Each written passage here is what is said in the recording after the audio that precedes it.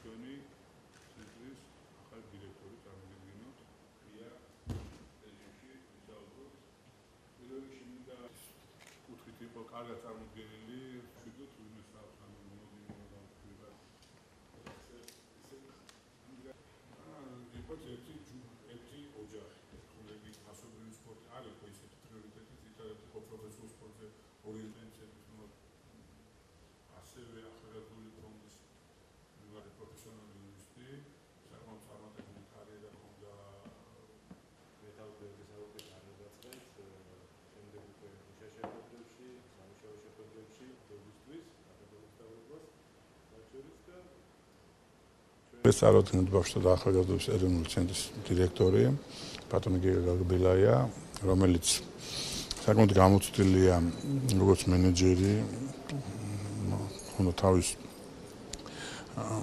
იურიდიული კომპანია და საკმაოდ წარმატებული იყო, ამავდროულად თავის გამოცდილება საჯარო მოხელით იყო და შესაბამისად ეს ცუდნა გამოცდილება როგორც კერძო ბიზნესის სახელმწიფო მოხელე კუთხით განწარდგება რა თქმა უნდა მას შემდგომ საქმიანობაში, მის პატრიოტიზმში და პროფესიონალობაში ვარ დარწმუნებული და ესეც იყო ერთ-ერთი წინაპირობა იმისა, რომ მის კანდიდატურა განვიხილეთ და მოვიწონეთ. დარწმუნებული ვარ, რომ აქ უკვე არსებული პროფესიონალური კადრები და ახალი დირექტორი, ახალი ენერგიით, ახალი პროექტებით ისეთივე წარმატებულად განაგრძობენ საქმიანობას როგორც აქამდე იყო და ვფიქრობ ახალგაზრდობის მიმართულებით კიდე ძალიან ბევრ პროექტით ისარგებლებენ ჩვენი ახალგაზრდობა, ბავშვები და ძალიან ბევრ საინტერესო პროექტს შევთავაზებთ საზოგადოებას. ცენტრის საქმიანობის შესახებ პირველად ინფორმაციები მაქვს, ვიცი რა საკეთებს, რა საქმიანობს, მიმდინარე პროექტები რა აქვს.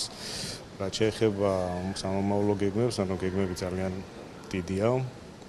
საქართველოს მთავრობა სურს, რომ ამ ცენტრმა ახალგაზრდობის და ბავშვთა კუთხით ძალიან ბევრი საქმე გააკეთოს და ჩვენ ამ კუთხით ძალიან ბევრს ვიშრომებთ.